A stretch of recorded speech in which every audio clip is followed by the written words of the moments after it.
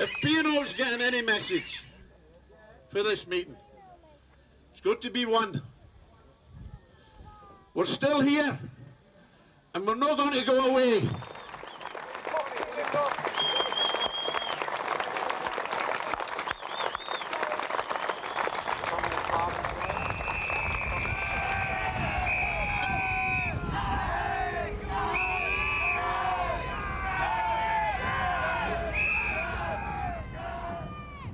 We're fighting for a trade union principle and the safety standards and the well-being of the travelling public.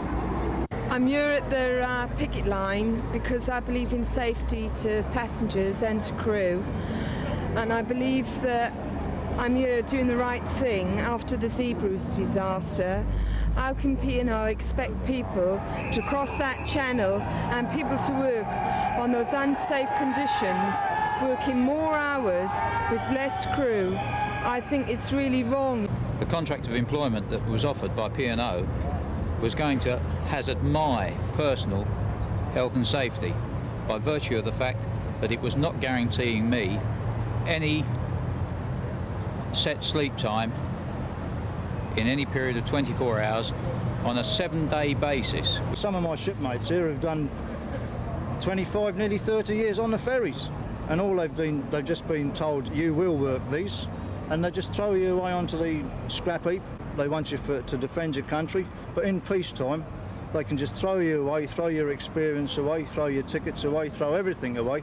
Well, we obviously need financial support as well as personal support, because we're fighting for the rights of our trade union, which is the National Union of Seamen, and the government are trying so hard to disperse the unions, and if we lose this battle, I'm sure, I'm positive that other unions are going to be in the same boat as us very shortly.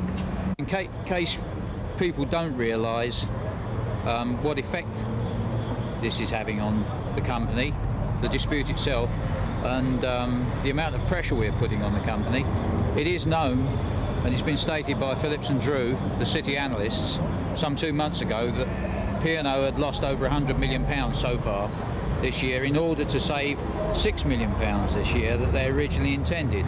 Over a 3-year period they intended to save £36 million, and they've lost more, over 2.5 times that amount already in 7.5 months. This strike has been going on a very long time, and I'm willing to stay here until it's resolved. They're putting people's lives at risk, and how the government allows this to go on, really, I see it as just atrocious, you know. Would Jeffrey Sterling put his children going across that channel? Yes, we're still on strike, we're still solid. We're still getting plenty of support for our fun days and rallies, and this video is to give you some insight into our dispute in Dover. In the October of last year, Jeffrey Sterling came down to Dover and met with the Port Committee in the Moat House Hotel and said that now reconsidering that there would be a need to rationalise over 5 years to meet the opening of the tunnel, assuming that the tunnel was going to be on time, that was. And there would be a need to make cutbacks. Now the union accepted that, albeit reluctantly, but they accepted it because they could see the logic that if the tunnel did come, then obviously a percentage would be taken away from the cross-channel, from the ferry industry. So we accepted that and took the man at his word, being of his standing. That was on the 16th of October. On the 4th of December, they advised the National Union of Seamen that they wished to revise all agreements and notified each individual by form of a letter, this one, of the 4th of December, that their contract of employment would cease 3 months hence, and there would be new contracts of employment drawn up, new working conditions, terms and conditions of employment to take effect within 3 months, or certainly within the year of 1988, which was this year, the bulk of it taking place by the 4th of March. We couldn't accept that at all, because what that meant was £6 million off of the ratings wage bill. which would have meant redundancies, something up to between 450 and 500 redundancies, and a wage cut of anything between £12.50 and £25 per week. And for the pleasure of that, we would have had to work what equated to 28 times 24 hours per year extra, a whole month, a solid month, the whole of February, you could say, for the privilege of doing so. The manning levels and the hours were totally unsafe, and that was verified by many factors of the company's own admissions of the past, when in 1986, or the Christmas of 1986, we went to the ACAS Independent Authority, and they, by their own admission, P&O this was, submitted to ACAS that it was undesirable for any individual to regularly work 24-hour shifts because it would compromise the safety of the ship, its passengers and its crew.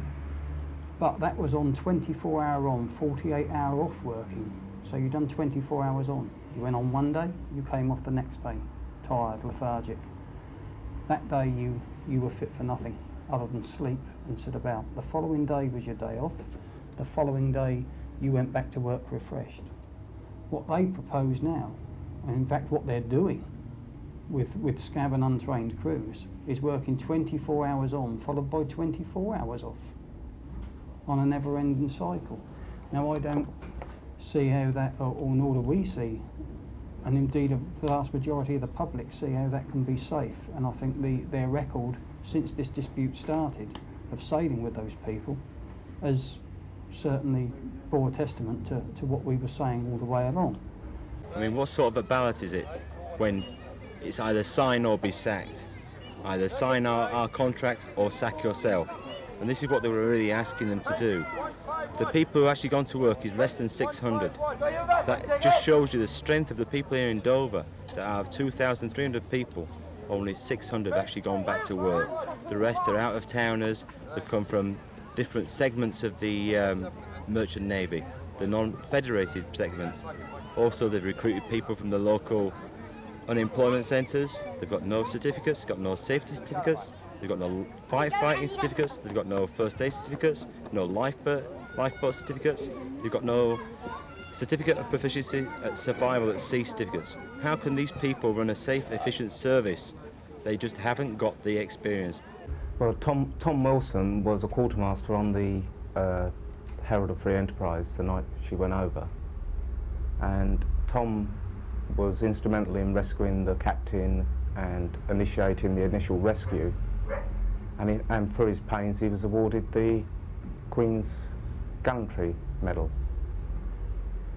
Later on, within a year, the company have sacked him while he was doing TA work over in Germany because he wouldn't sign the unsafe, what we consider to be unsafe working conditions and the extra hours. And I personally find that I wouldn't want to work for a firm that that treated its heroes like that. Well, we went aboard one of the P&O vessels, the Pride of Rouge, to film recently, and whilst we were aboard there, we actually see a number of things where the ship had arrived late in the port of Calais. They tried to do a clean-up of the ship, never done it properly, and what we seen then was the fact there was rust remover in a bucket left out on a deck, which is highly corrosive. The hose itself streamed out all over one of the passenger decks on the poop. A fire hydrant which was totally seized up, not being serviced, and in fact it took two men to shift it. One man who was on film just couldn't budge it at all. You know, in the event of emergency, you know, it'd just be a hopeless task. The other problem that we see in there was that one of the doors leading out onto the deck was actually chained up and locked with a padlock and chain. If the Herald was sailing today, it would have been sailing with 15 to 16 crew members less. P&O seem to be able to break every safety regulation going. It made a contribution to the Conservative government of £100,000 this year alone. Our strike in Dover was lawful, still is lawful, but owing to the sequestration, the NUS has been left bankrupt, and one of the reasons why the sequestration was lifted was that the NUS was seen and deemed not to have anything to do with us in Dover. We have now got to carry on. If we were still in sequestration, we have got to fund ourselves. We've got to go around the country still getting funds and support from other trade unions and other support groups to maintain the strike and to keep the strike going. One of the first problems that came into being was that a lot of the lads that lived in digs were being hassled for their rent. In fact, some lads were turfed out after a couple of weeks. Being one of the stewardesses and knowing some of the wives of people, we then sort of like got the stories about the single lads and their problems, and a lot of people then, or a lot of the strikers, moved in with other strikers, families and whatever else to help them out. We also tried to hassle our union to see whether or not we were going to get some strike pay, and when it became evident that there wasn't any money coming, or not coming quick enough as we thought, we then thought the best thing to do was to set up some sort of help for the families, very much as was done during the miners' strike. And in fact, that was a real help, because in the Dover area there is a mining community, or there was before their strike. Some of us had knowledge of what was happening then, and that's how we started ourselves up. We had a mass meeting, and it was proposed that we started up some kitchens where people could meet, sort out problems and perhaps get a meal together. And they started up 3 kitchens, one in Folkestone, one in Dover and one in Deal. And that mushroomed out further on into 6, and these became our support groups.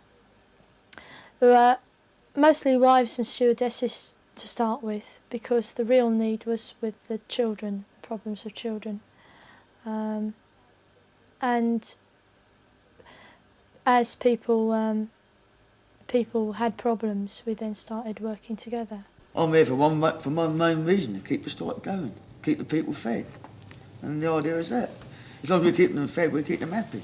It does get very tight and very hard. So managing by coming down to the soup kitchen, it saves a lot in food bills. It's made me appreciate the woman's role in the house. Learning how to do the housework correctly.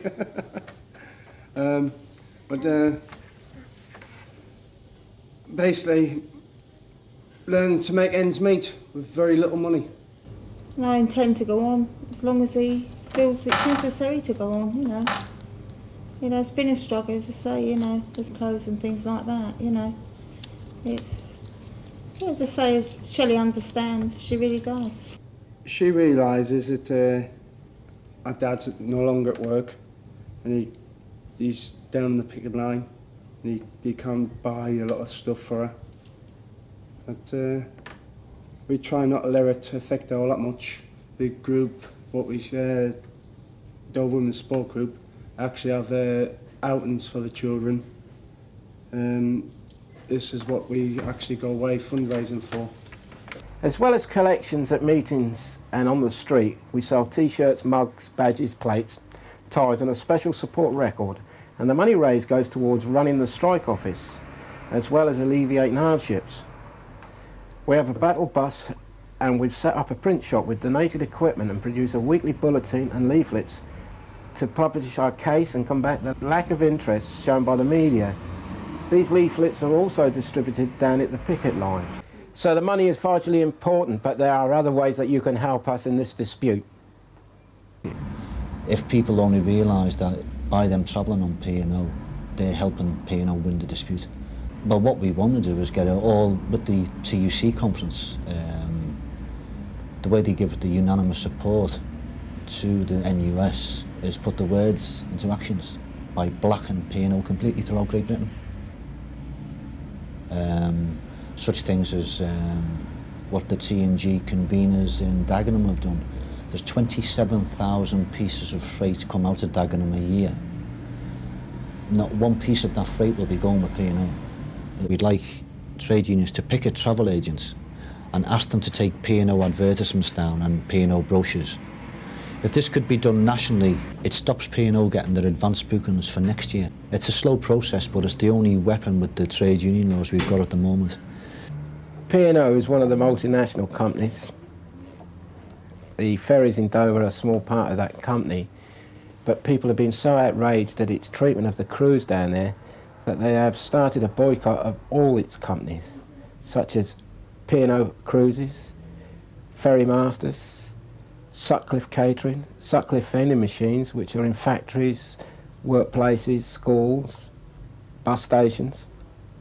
And also now we've had a great success through the National Breakdown, which was advertised in all the trade union journals, which offered P&O services across the channel. They've now withdrawn that service through pressure put on it by the trade unions. The company underestimated how strongly we felt about the issues why we've come out on strike. They just bulldozed through with their money-making plans and didn't expect us to stick it out. Not only they, but as I said, our union too maybe underestimated us, and that in turn has brought out a real community, a real strength of feeling that now won't be taken away from us. Not ever, I shouldn't think. We are very different people.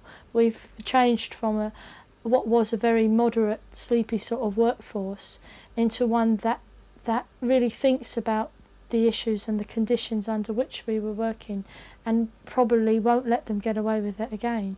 The thing that's come across to me most out of the whole of this dispute, and I've never been involved in a big trade union dispute or trades dispute anywhere in the past, is the amount of support that we've had from the ordinary people throughout the country. And I don't just mean trade unionists, I mean everybody.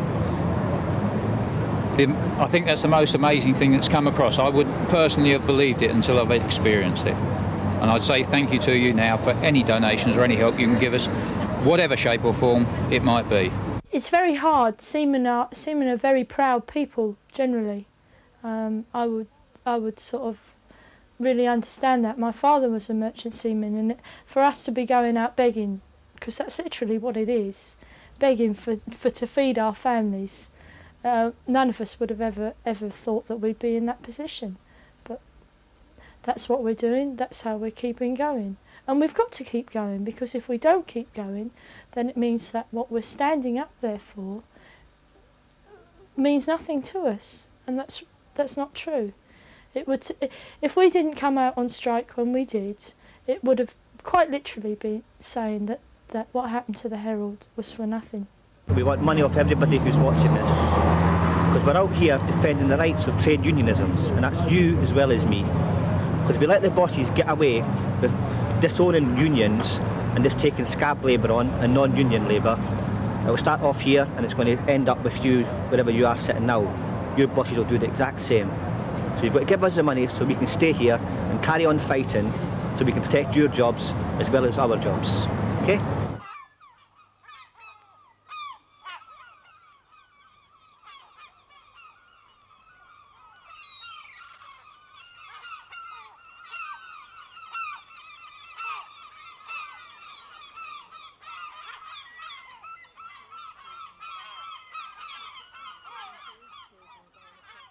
Would Jeffrey Sterling put his children going across that channel?